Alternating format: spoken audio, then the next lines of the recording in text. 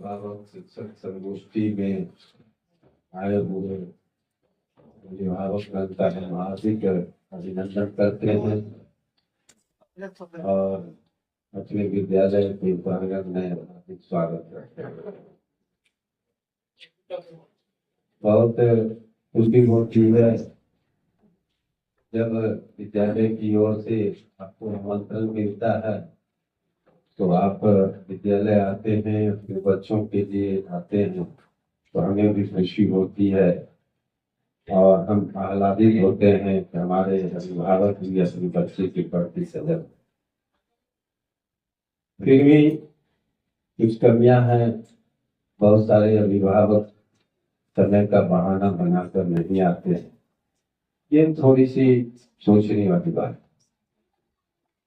जब भी आप भी आज बैठक से जाएं तो अगल बगल जो भी अभिभावक मिले तो उनसे भी एक बार जरूर कहें कि आपको भी जाना चाहिए, आपके भी बच्चे पढ़ते हैं, आपको जाना चाहिए।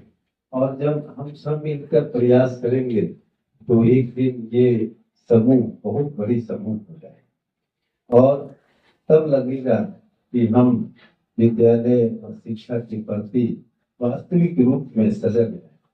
और जब हम सजग होंगे तो हमारे बच्चे भी पढ़ेंगे, लिखेंगे, सीखेंगे, आगे बढ़ेंगे। और जब बच्चा पढ़ेगा, लिखेगा, आगे बढ़ेगा तो हमारा समाज आगे बढ़ेगा, हमारा राज्य आगे बढ़ेगा, हमारा देश आगे बढ़ेगा। जब देश आगे होगा, विकसित होगा और विकसित होगा तो हमारी जो जीवन शैली है, दैनिक जीवन भी सुखमय होगा। ये सब जुड़ा हुआ। आज के इस बैठक को हमारे शिक्षक नव आगंतुक शिक्षक देवेंद्र कुमार जी भी संबोधित किया। उन्होंने ये भी नए आए हैं, योगदान किए हैं, बहुत ही काबिल शिक्षक है और इनके शिक्षण शैली बहुत ही उच्च कोटि की है। बच्चे इनसे बहुत ही सीखते हैं। हम इसलिए कह रहे हैं कि आप आए हैं बैठक में तो हम जानकारी देना चाहेंगे कि आपका विद्यालय अब शिक्षक के मामले में समृद्ध हो चुका है। हर विषय के शिक्षक हैं, हर तरह के शिक्षक हैं। पठन पाठन में कहीं से कोई कठिनाई नहीं होती, सिर्फ आपका सहयोग चाहिए। बच्चा नियमित रूप से विद्यालय आए, विद्यालय आएगा तो पठन पाठन हमारी जवाबदेही है। हम आश्वस्त करते हैं आप सभी अभिभावक को कि आपके बच्चों का पठन पाठन कभी बाधित नहीं हो। ये मेरा विश्वास है और मेरा संकल्प है कि हम इसमें कमी नहीं होने देंगे, बशर्ते आप हमारे कदम में कदम मिलाकर यदि चलेंगे और समय समय पर जब भी आपको बुलावा भेजें तो आप जरूर आएंगे। और हमें जो कमियां हैं, जो सुधार की आवश्यकता है, उसको भी आप बताएंगे तो हम सुधार करेंगे और बेहतर विद्यालय के निर्माण में हम आपके साथ कदम से कदम मिलाकर। अब सीखने की बात है, सीखना किसे करते हैं? बच्चे को सीखना है, सीखता है, सीखे कब हम समझेंगे कि सीखा। सीखने का एक लक्ष्य होता है, एक उद्देश्य होता है कि यदि बच्चा सीखता है तो उसके व्यवहार में परिवर्तन होना चाहिए, व्यवहार में परिवर्तन होना चाहिए, परिलक्षित होना चाहिए, दिखना चाहिए, तभी हम समझेंगे कि बच्चा सीखा।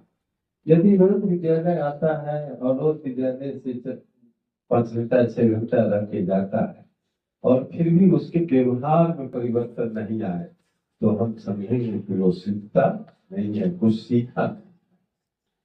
तो आपकी भी जवाबदेही है, खास करके माताओं की जवाबदेही है, जब बच्चे विद्यालय से घर जाते हैं तो क्या कुछ सीखा, वो परिलक्षित होता है कि नहीं, अपने बच्चे में जरूर देखें।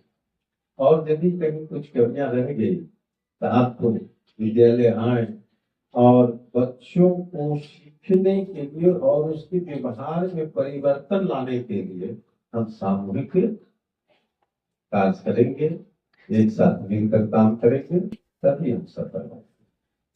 हम सिर्फ विद्यालय के आश्रय नहीं रह सकते हैं। विद्यालय में सिर्फ जितने देर के लिए समय पाबंदी है उतना देर विद्यालय में रहता है और अधिकतर समय आपके साथ रहता है। तो निश्चित रूप से विद्यालय का जो समय है और आपके साथ रहने का जो समय है, दोनों में बहुत अंतर है। यानी अधिक समय आपके साथ रहता है तो आपको कोई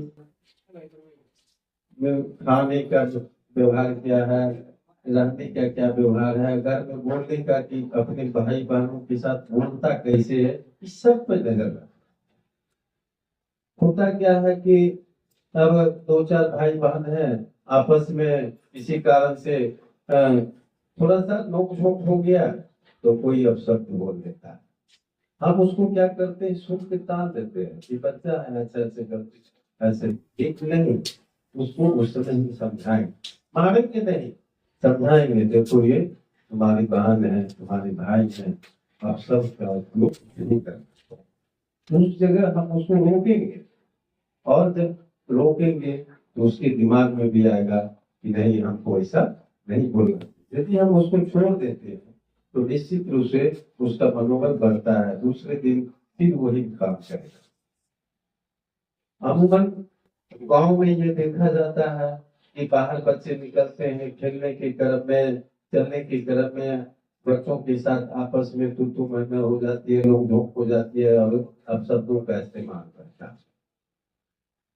और हम क्या करते हैं कि आके कह दिया कि हमको फलाना ऐसे हमारा ये हुआ, तो जाके हम भी जाते हैं और उसके गार्जियन से नोक झोंक करके अब शब्दों का इस्तेमाल करते हैं।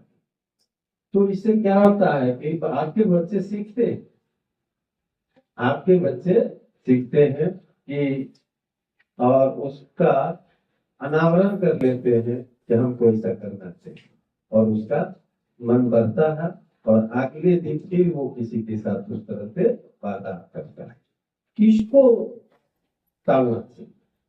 यदि आपके बच्चे को कोई एक थप्पड़ मारा है तो आप उसको समझा लीजिए, घर में आप उसके दूसरे बच्चों को जाके आप गाली गलौज न करें, उसको डांटे नहीं, आप अपने बच्चे को अपने घर में समझाइए। अच्छा चलो अभी खेलने में हो गया, हाँ ऐसे जैसे तुम नहीं जाना, तुम खेलने के सिवा और कुछ नहीं जाना है, तुम घर में आना कि उसके साथ जाके उसके घर पे अगले के घर पे जाके हम भी उसको पहले करें, गाली गलौज करें, तो ये सीखता है। इससे बच्चा का सीखने की प्रवृत्ति बहुत तेज होती है, बहुत तेज होता है। वो गंदी बातों को क्योंकि अमल में ज्यादा लाता है और सही बातों को सीखने में उसको समय लगता है, क्योंकि गंदी बातों के समाज में रहकर उसको दिमाग में हमेशा वही घूमते रहता है, उसी से उसको हमेशा सामना होता है, तो उसी को वो अपना जीवन शैली बना लेता है और अच्छी चीजों को सीखने के प्रति नकारात्मक रवैया आ जाती है, वो दूर है।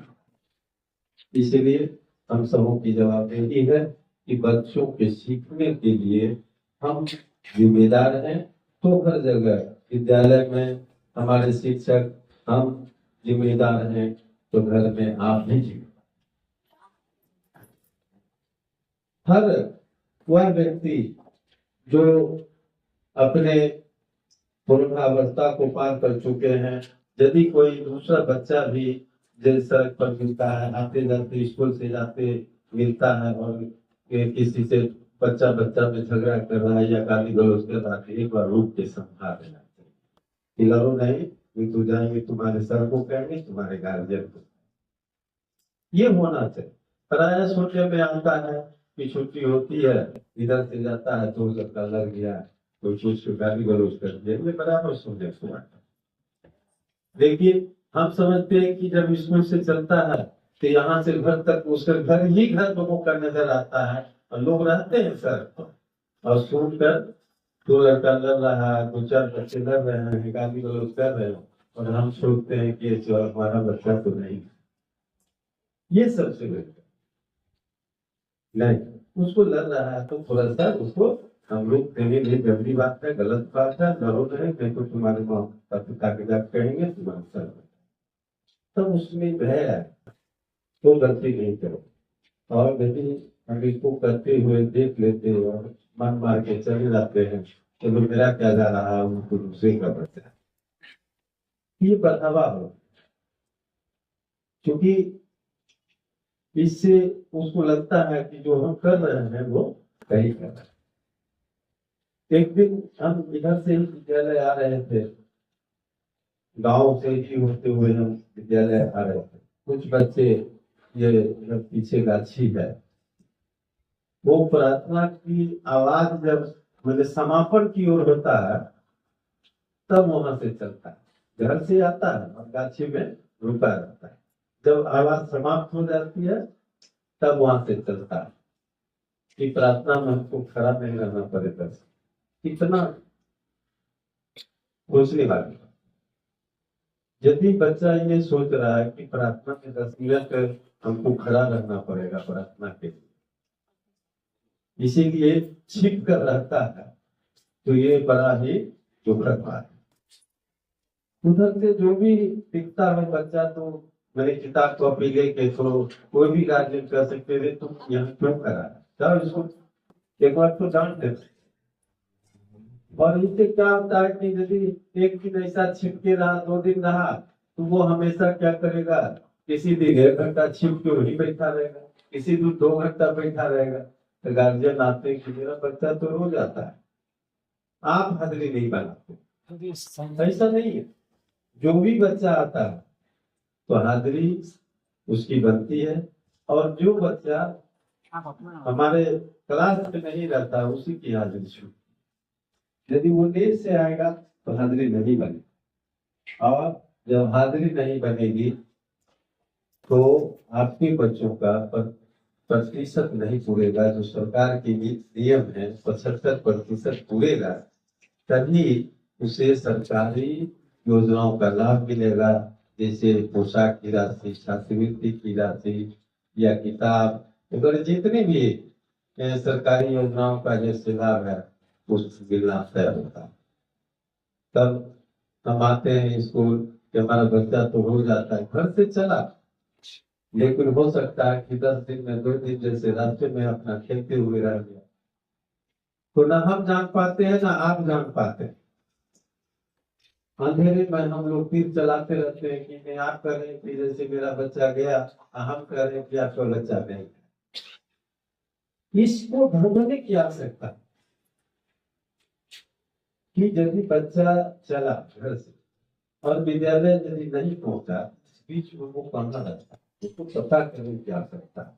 ये आपको चाहिए, तभी आप जानेंगे कि मेरा बच्चा घर से चलता है तो कहाँ रुक जाता है, किस लिए रुक जाता है, क्यों रुक जाता है, तभी तो हाजिरी नहीं बनी। ऐसा नहीं है टीचर किसी को चेहरा देख के या व्यक्तिगत रूप से हाजिरी काट दे और व्यक्तिगत रूप से हाजिरी, ऐसा नहीं।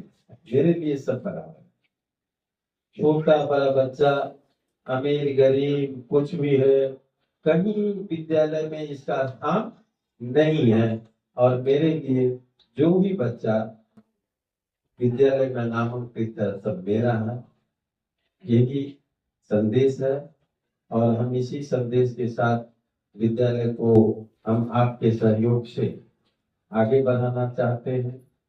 और आइए आप सब, हम सब मिलकर कदम से कदम मिलाकर अपने बच्चों के लिए, अपने बच्चों के भविष्य के लिए उज्जवल बनाने के लिए तो हम हमेशा तत्पर रहें। और इस संकल्प के साथ कि हम अपने बच्चों को आगे बढ़ने के लिए जो भी हमसे बन पड़ेगा, हम करने के लिए तैयार हैं, यही हम संकल्प लेते हैं। और हम विद्यालय परिवार आपके हर कदम के साथ हैं, हम आपके बच्चों के साथ हैं। धन्यवाद, बहुत बहुत।